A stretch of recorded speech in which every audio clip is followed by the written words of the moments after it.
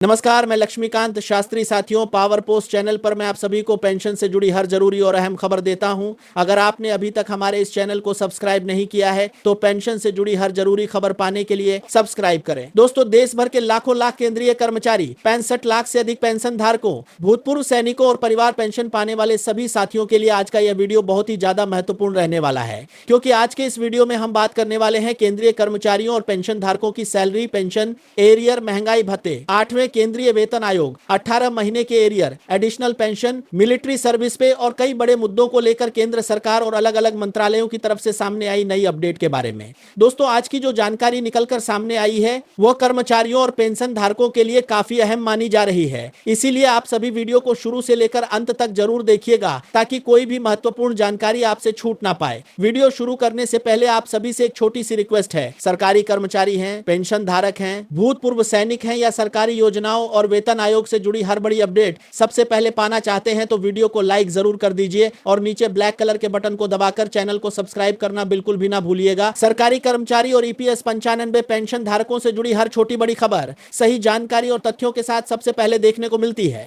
तो चलिए दोस्तों, बिना आपका ज्यादा समय लिए आज की सभी बड़ी खबरों की शुरुआत करते हैं। दोस्तों, सबसे पहले बात कर लेते हैं मिलिट्री सर्विस पे यानी एमएसपी को लेकर, क्योंकि 8वें वेतन आयोग के गठन के बाद एक बार फिर से जवानों, जेसीओ और सैन्य कर्मचारियों के बीच एमएसपी को लेकर चर्चा काफी तेज हो चुकी है कि मिलिट्री सर्विस पे में भारी बढ़ोतरी की जाए और इसे जोखिम तथा कार्य परिस्थितियों के आधार पर तय किया जाए। जवानों का कहना है कि सीमा पर सबसे अधिक जोखिम वही उठाते हैं, कठिन परिस्थितियों में ड्यूटी भी वही करते हैं, लेकिन इसके बावजूद उन्हें अधिकारियों की तुलना में काफी कम एमएसपी मिलती है। यही वजह है कि अब 8वें वेतन आयोग के सामने इस मुद्दे को एक बार फिर गंभीरता से उठाया गया है। दोस्तों, अभी 7वें वेतन आयोग के अनुसार जवानों और जेसीओ को लगभग 5200 मिलिट्री सर्विस पे सर्विस कर दिया है, जबकि मिलिट्री नर्सिंग सर्विस यानी एमएनएस को लगभग 10,800 और अधिकारियों को 15,500 एमएसपी का लाभ दिया जा रहा है। यही सबसे बड़ा विवाद बन चुका है, क्योंकि जवानों का कहना है कि फील्ड एरिया में असली खतरा वही उठाते हैं, लेकिन एमएसपी सबसे कम उन्हें मिलती है। अब उम्मीद जताई जा रही है कि 8वें वेतन आयोग में फिटमेंट फैक्टर बढ़ने के साथ साथ एमएसपी में भी बड़ा संशोधन किया जा सकता है। अगर सरकार 1.92 या उससे अधिक फिटमेंट फैक्टर लागू करती है तो बता दे रहा है कि मालेगी लागू करते हैं कि करके लागू करते हैं कि मालेगी लागू करते हैं, तो करके लागू करते हैं कि मालेगी लागू करते हैं, ये दशमलव आरोप करते हैं कि मालेगी लागू करते हैं। जवानों और जेसीओ की एमएसपी लगभग 10,000 तक पहुंच सकती है, जबकि अधिकारियों की एमएसपी 30,300 के आसपास जाने की संभावना जताई जा रही है। हालांकि इससे जवानों और अधिकारियों के बीच का अंतर पूरी तरह खत्म नहीं होगा।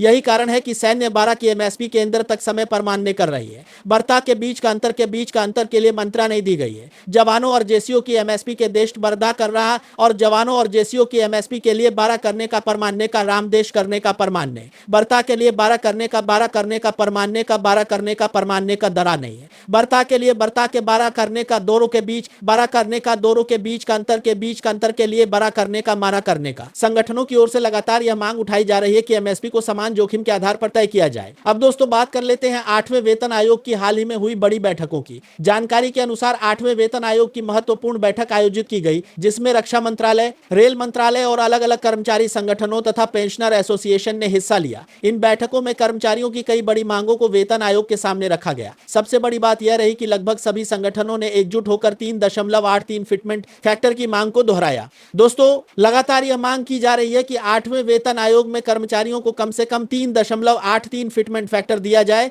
ताकि कर्मचारियों की बेसिक सैलरी और पेंशन में भारी बढ़ोतरी हो सके। अगर सरकार इस मांग को मान लेती है तो वर्तमान में 18,000 न्यूनतम बेसिक वेतन पाने वाले कर्मचारियों का वेतन सीधे 69,000 के आसपास पहुंच सकता है। इसी वजह से कर्मचारी संगठनों के बीच 3.83 फिटमेंट फैक्टर की मांग सबसे ज्यादा चर्चा में बनी हुई है। हालांकि सरकार की तरफ से अभी तक इसमें बदलाव के बीच पाने वाले कर्मचारियों का वेतन, बेसिक वेतन पाने वाले कर्मचारियों का वेतन इसी वजह से कर्मचारी संगठनों के बीच को बनाया गया है। इसी वजह से कर्मचारी संगठनों के बीच को बनाया गया है। इसी वजह से कर्मचारी संगठनों के बीच को बनाया गया है। इसी वजह से कर्मचारी संगठनों के बीच को बनाया गया है। इसके बाद भी सरकार के बीच को बनाया गया है, पर कोई आधिकारिक बयान नहीं दिया गया है। लेकिन जिस तरह सभी संगठन एकजुट होकर यह मांग उठा रहे हैं, उससे माना जा रहा है कि फिटमेंट फैक्टर में इस बार बड़ा बदलाव जरूर देखने को मिल सकता है। दोस्तों, रक्षा कर्मचारी संगठन एआईडीएफ की तरफ से यह भी मांग रखी गई है कि केंद्र सरकार के कर्मचारियों का न्यूनतम वेतन बढ़ाकर 69,000 किया जाए। कर्मचारियों का कहना है कि महंगाई लगातार बढ़ रही है, रोजमर्रा की जरूरतें महंगी होती जा रही हैं और ऐसे तरीके से संगठन महंगाई रखी गई है उनके पास कर्मचारी है। इसीलिए कर्मचारियों का कहना है कि केंद्र सरकार के कर्मचारियों